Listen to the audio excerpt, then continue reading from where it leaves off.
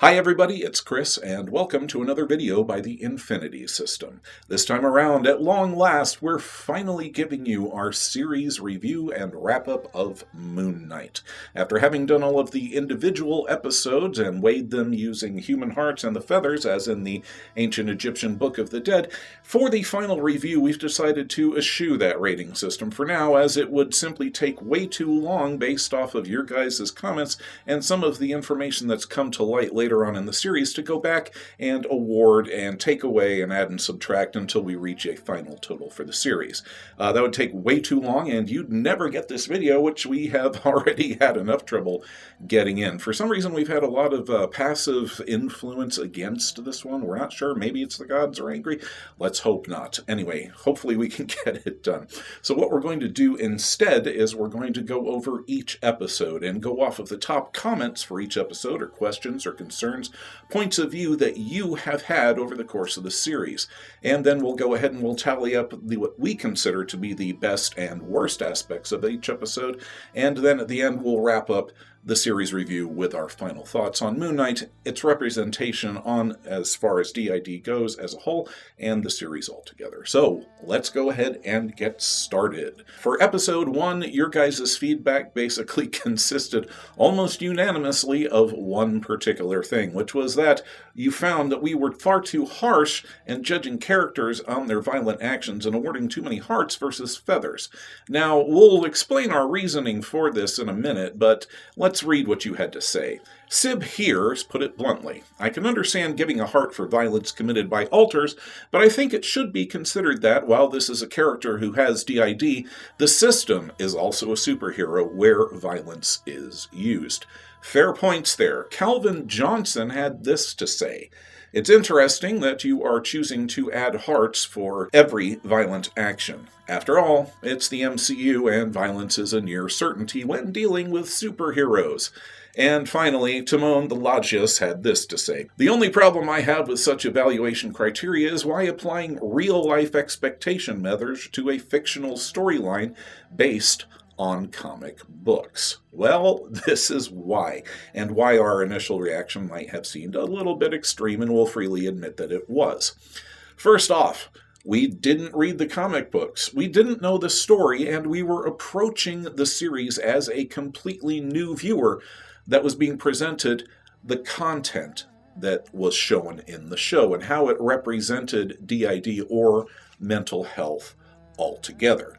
We do agree that violence is inherent in comics. Agreed. And that is what led us to, because of you guys, lighten up in future episodes. So we definitely took what you had to say there to heart, but we're hoping that you can understand that what we were doing was not judging the characters on it, but rather the actual representation of the content. Maybe it's a squiggly point, but it does inform some of our actions further on. So well spotted, well pointed out. Now on to the best and the worst moments of episode 1. One of the best and most interesting moments of episode 1 for us, and most accurate, was Stephen missing the date with his coworker due to blackouts and missing time from the actions of Mark and or ostensibly Jake. This is a very realistic depiction. Stephen in the beginning doesn't even remember that he's made the date with his coworker until he runs into her in the gift shop when he's talking with his manager. He then goes later on to the date only to discover that she hasn't shown up. Apparently, that because she's shown him up, he calls her only to discover that, in fact, it was he that stood her up, their date having occurred 2 days ago, and him having ostensibly blown her off. Now, this is a very nice example of how the missing time that comes with both flashbacks and blackouts and alters and non-co-alter switching in can severely impact your life, because you will literally lose days at a time, for anywhere from 5 minutes to a couple of days. It will vary from system to system and circumstance to circumstance, but this is a very realistic depiction of how DID can affect somebody. Now, the worst, the parts of the episode 1 for us, was the early representation of a violent non-co-alter, or non-co-conscious alter. Now, again, we're taking this as a new watcher who didn't know how DID or the comics might work, or know that it's Jake, knowing nothing about the show whatsoever except what they were presented. So with the emphasis being on the violence of the non-co-alter rather than the circumstances directly surrounding it, and without this necessary context of how a protector might work to protect the system, we felt this was an inaccurate, at the very least misleading representation of how a protector can affect the system. This does come into play later on when we do learn that, in fact, it's Jake who has been committing all of these actions in order to protect the system, but until we were shown in and filled in on that fact, we can only take what we're shown at face value, which is what we were doing. So let's move on to episode 2. Viewer comments this time around tend to rotate around two basic areas. One, which was the Fancy/Nancy drunk comment that we had called them out for these two ladies on the street corner watching Stephen invisibly fight the monster and explaining that, he was just a fancy drunk. We had taken a front at this, but we'll explain why in a minute. Puppet Squid put it succinctly. No horse in the race here, but are the two ladies clearly misunderstanding what's going on really worth hearts? The entire joke hinges on the fact that they are obviously judging without any knowledge. KG Combos finishes it up with, I think when we see a reaction from outsiders like Layla, Arthur, or ordinary people when they say Mark is lying, broken, drunk, or crazy, etc., it's not a misrepresentation, but just to show the sad reality of how others think or see and react to people with DID, which actually KG there touches on the heart of why we were kind of offended by the comment and the underlying assumptions behind it. Now, for our part, we had originally heard it as Nancy drunk, which is a derogatory term for an LGBTQ member over in Great Britain, the UK area. So, according to the subtitles, and a lot of you, it was fancy drunk. We heard Nancy. We actually went ahead and went back and checked it, and rewound and rechecked. And unfortunately, to our ears, it sounds the same way. It's either Fancy or Nancy. We can't quite determine, so we're going to go with the subtitles with you guys, and hopefully that will explain why we were maybe a little bit concerned about that and just the underlying logic of, here's a person acting out in public. They must be mental or drunk. It's that underlying basis for the comedy bit that we were concerned with. But we do see your guys' point. So, moving on to concern number 2, which was essentially the depiction of the inner world as a prison, and in this case with Mark trapping Stephen in the headspace and being unable to move. Now, we had said that we gave it a heart for this because we had never experienced this within our system, one alter being able to imprison the other and being unable to move within the headspace, essentially a mental equivalent of sleep paralysis, which happens to your body. Clover 212 Oldie, we hope we pronounced that properly, chimed in with these thoughts. I personally have a jail inner world through where alters can and have been locked in cells and prevented from fronting, so for me, that is an accurate depiction of the inner world. Another viewer, Camille Camo, went on, my girlfriend, who is an alter in a system, told me that sometimes it does feel like she's unable to move when someone else fronts. As we can obviously see, once again, DID is individual to the system itself, and many of us may experience things that others do not. So on to the best and worst moments of episode 2. For us, the best moment was kind of a twofold one, and where Layla attempts to contact Mark and force a switch, which leads to Stephen getting a TITH headache, which we've just recently covered in one of our episodes. Now, while we initially gave a heart for Layla attempting to force switch the system, which is in fact a very bad idea for those very same TITHs, and also this switch leading to him getting a TITH. It was the first time that we've ever actually seen an accurate representation of the side effect that immediately follows up a forced switch or a rapid switch, which is a TITH, a transitional interpersonality thunderclap headache, which is caused by the blood pressure changes in the veins as the alters either resist or try to force their way in. It takes much internal cooperation to smoothly switch, and if you don't, you pay a price for it. So kind of a twofold 2-for-1, but we're going to move this into the best moment category for actually showing this and showing what has never been seen anyplace else, to our knowledge, before. For us, the worst moment was when Mark smashed the mirror after their argument and trapped Stephen in the headspace.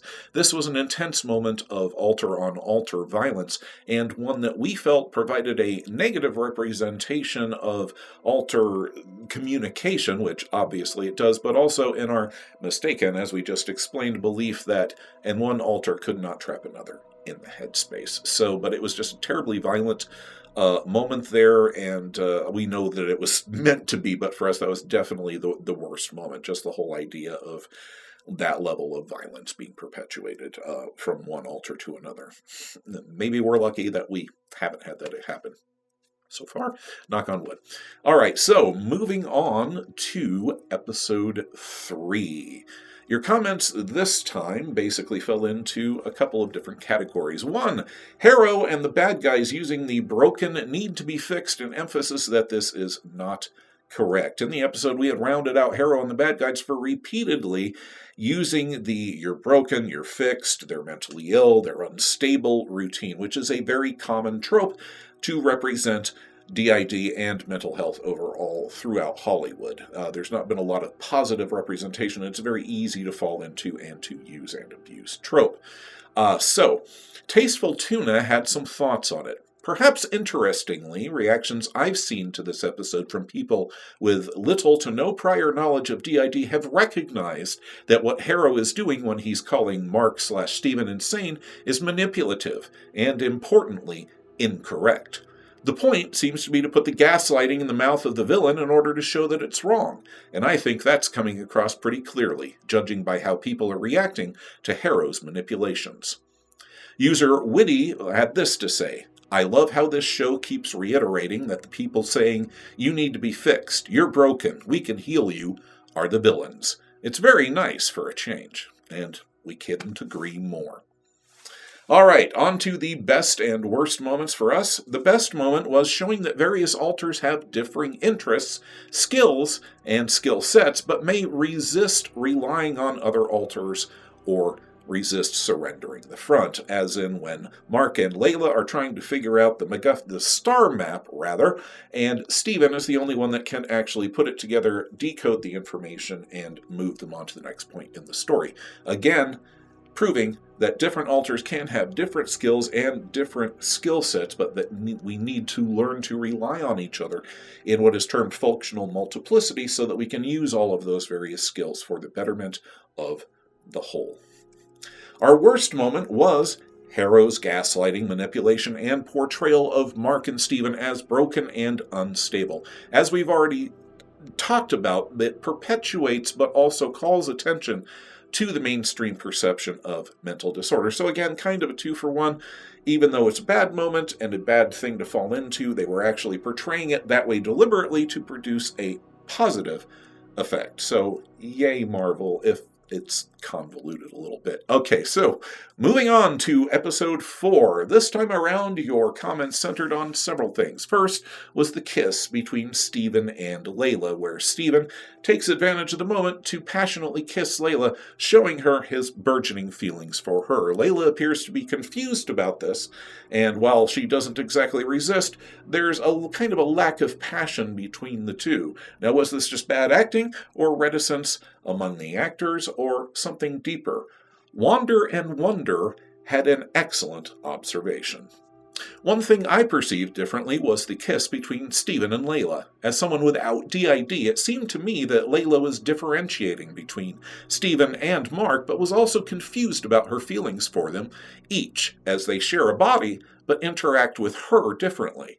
I think the kiss seemed passionless because she was conflicted about her feelings for Mark. She clearly cares about him, but he has hurt her, and she is upset about that. And perhaps she initially wanted to kiss Stephen both because he was kinder to her and as a kind of screw you to Mark. However, when Stephen revealed how Mark was actually trying to care for Layla, I think the tension between feeling hurt by Mark but still caring for him and wanting a healthy relationship with him came to the surface, and she maybe didn't want to betray that or hurt him by kissing Stephen. Stephen kissing Layla came across to me as a little selfish and arrogant and ignorant of Layla's emotional state and the complexity for her interacting with him as a part of a system in which Mark was her main love interest. She maybe feels the complexity around it, although she is kissing the same mouth she's kissed before, a different person is behind it, and that must be very confusing for her still. I imagine she is wondering if it is fidelity or infidelity. Second thing that we all commented on, Towerette plushies! Please, Marvel, seriously, somebody out there, make up some Towerette plushies so that I can fill the place in my bloat of hippos, and yes, that is actually what a group of hippos is called, with a lovely Towerette plushie. So Marvel, bring on the hippo, please. The third most mentioned thing was the punch in the face that Mark gives Steven in a moment of what is actually called active influence. Now, apparently, this is something that is not common among systems, because while we recognized it as something that has happened to us, direct control of the front and the body being taken over by Christopher in a moment of duress, very unexpectedly and very forcefully as well. This punch in the face what Mark gives to Steven is both hilarious and, for us, completely accurate, because we have experienced that firsthand. And yeah, it's a little freaky when all of a sudden somebody else just decides to take control of the arms and do something. Christopher's was a lot more benign than that, but, Steven definitely got the crap end of the stick on that. So yeah, for you guys who haven't actually had that happen, count yourselves lucky, because we can tell you it definitely does. KG Combos had this to say: fully watched the video and enjoyed and learned a lot. Heard that some said that taking sudden control of the body for a fast move, like Mark punching Steve, is not real. Interesting to hear that it is real and has happened to you. Blue Negation had this to say: with this one I was expecting Mark punching Steven to end up being a heart, but kinda cool that apparently it isn't that too far off. There was another DID system channel reacting to Moon Knight, Braided Bunch, that seemed to indicate that to them that this was misleading, but still, really funny. Nope, again, we can tell you, this is dead on accurate. Fortunately, Christopher isn't into punching us in the face, so we got off easy there, but we can attest, real thing. So moving on to the best and worst moments of the episode for us, and the best is really easy. Hippo, come on everybody, Towerette. How awesome is this, okay? And also, Layla's argument with Mark, wherein she recognizes Steven as a separate entity and directly tells him that she wants to talk to Mark before she goes farther in the argument, recognizing that Steven is in fact a separate entity and then not taking her anger out on the easy target, Steven, but instead of Mark, where it belongs. Not only is this great DID representation, this is great NT or neurotypical or system supporter representation, and one of the best points in what is already a great episode. The worst: Doc Harrow's manipulations and showing the patients of the asylum, i.e. Mark at first, as drugged drooling and just completely out of it. This plays into the broken trope that we were talking about before, which they admittedly have addressed in a more positive manner. They're really laying it on thick with a spatula to let the audience know that this is wrong, but still there were moments there, for example, when Mark does come to and he's drugged up, and that whole scene about him, well, this is because of you, and then of course, he's stabbed in the needle in the neck with a giant needle, which would probably kill him, as we pointed out in the episode. So anyway, for us, that whole sequence of events and the way that was dealt with was not a great part of the episode for us. So, moving on to episode 5. We're almost at the end. Episode 5, of course, was basically, for many reasons, the penultimate episode of the Moon Knight series. Episode 5 was when they really decided to rip off the Mandate and show Mark and Steven's trauma Mark's trauma in his past that eventually leads to the creation of Steven and then the creation of Jake, which leads to the ball of spaghetti that is their system arrangement, but we'll get to that in a minute. The viewer comments basically ran like this. Number 1, judging Harrow's actions as a therapist as negatives because he's a villain, and that's what villains do. Yes, absolutely, this is what villains do, but unfortunately, it's not the character that we're judging, it's the content and the way that it's being used to forward or detract from positive representation of mental illness or mental health issues. So again, content, not character. We know it's a quibbly point. Maybe we're splitting a hair, but that's the reason why. The Worm Lord had this to say on it. I think it's been a little bit unfair to award hearts where an antagonist are weaponizing misconceptions. I think it's fair to understand that it's just a manipulation tactic, or in some other cases, it's other people who are themselves uneducated or willfully ignoring the reality of the condition. I can understand the desire to give it a heart, since you likely have been hurt a lot by people saying these things. But in this case, it's a very deliberate use of those things by the writers-directors, and is not meant to be taken as fact. Excellent points. Zoe Laird had these thoughts.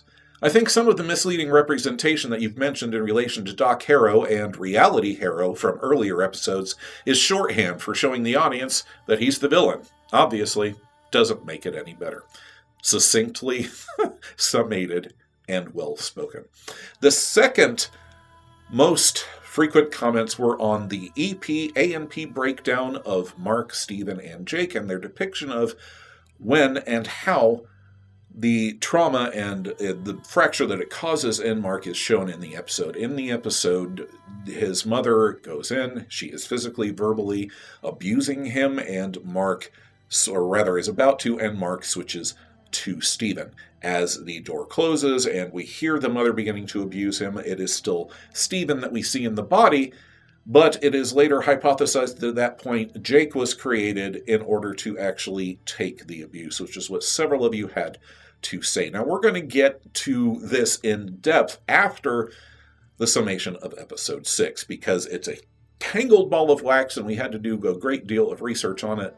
Now we'll move on to the best and worst moments of episode 5 for us. The best moments for us? Hippo! Absolutely. Anytime that Towerette is on screen made us happy. She was just absolutely great. And also, and curiously enough, to some of you possibly, the depiction of Mark's abuse and trauma. Even though this was very difficult for us to get through and even more difficult to review, those of you who watched our When Moon Knight Cuts Too Close video know why.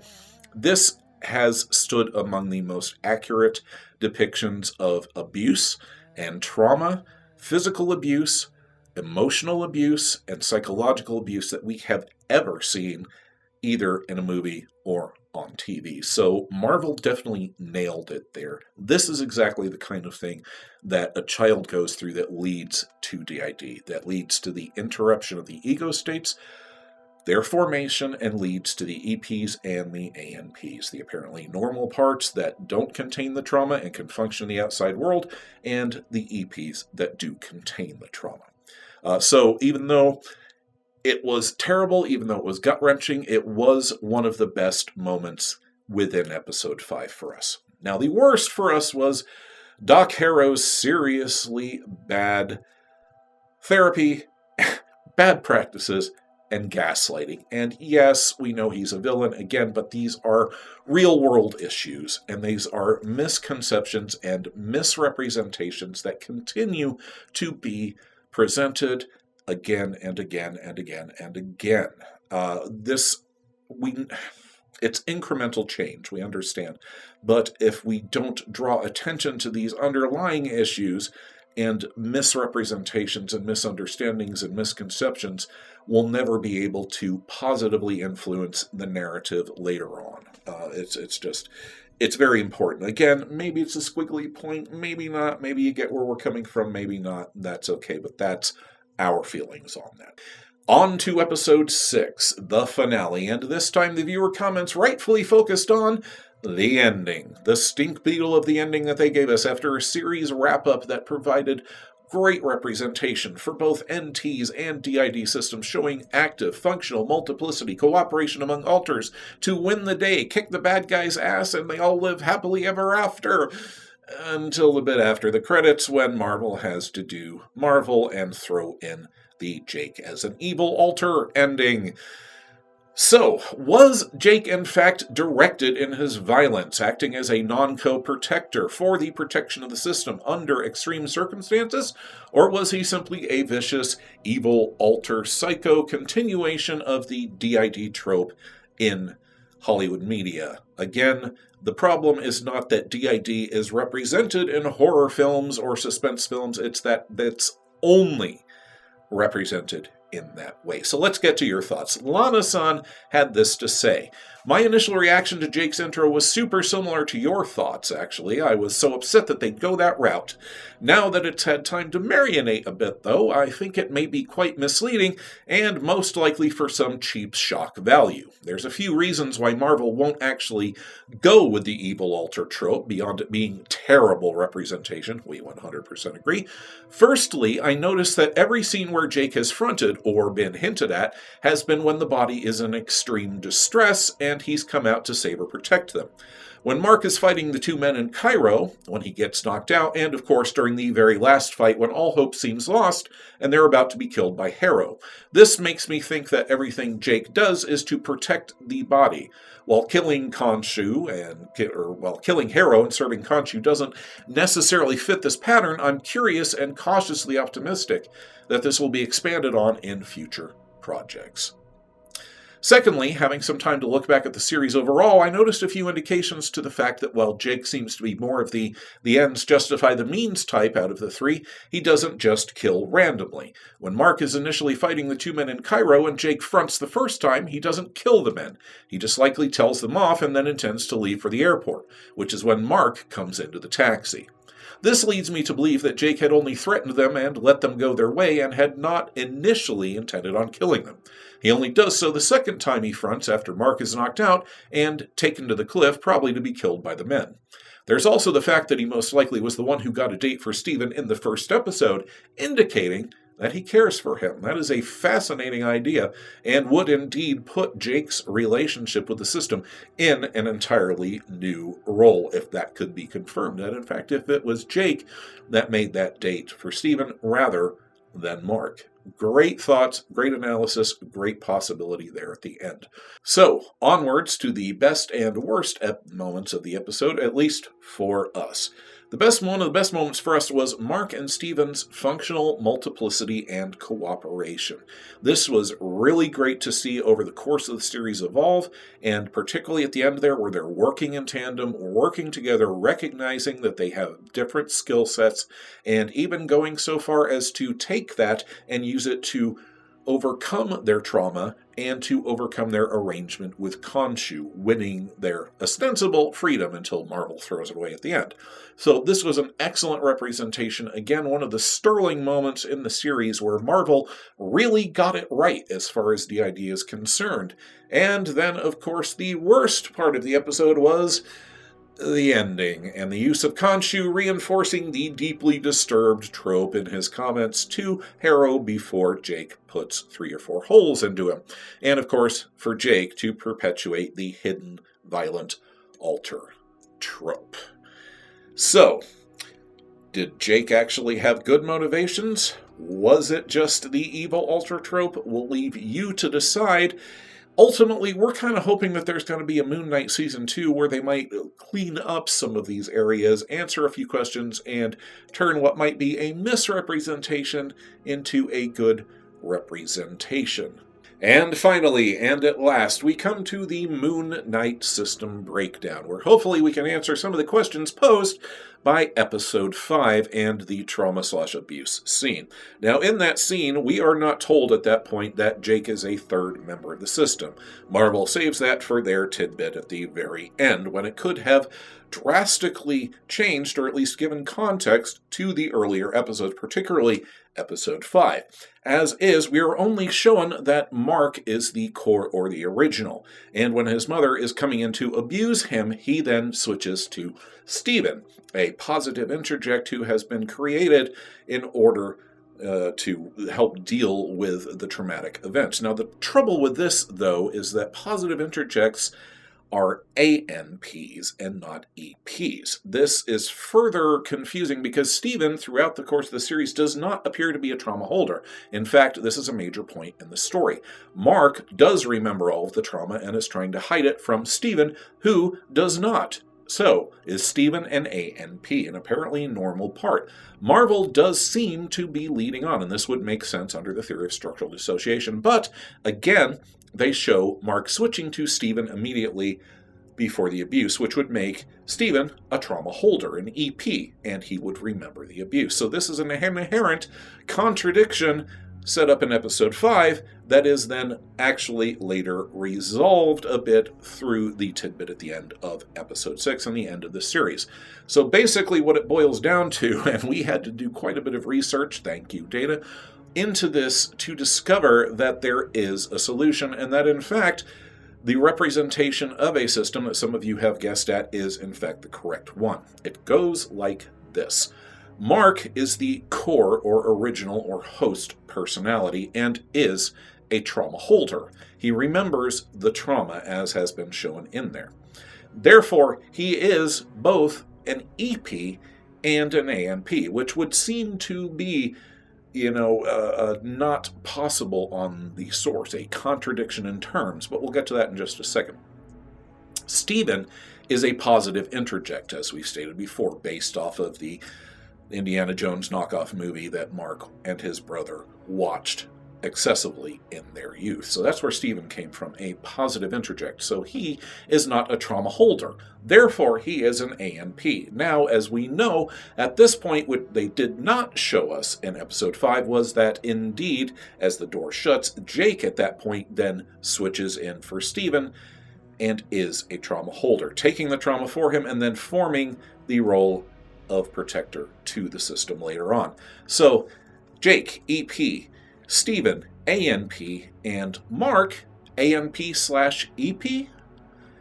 As it turns out, yes. But let's run over the problems and logic here first, so make sure we understand it. The problems are, 1, as Mark is the core, he should not remember the extent of the abuse, but he does, making him an EP.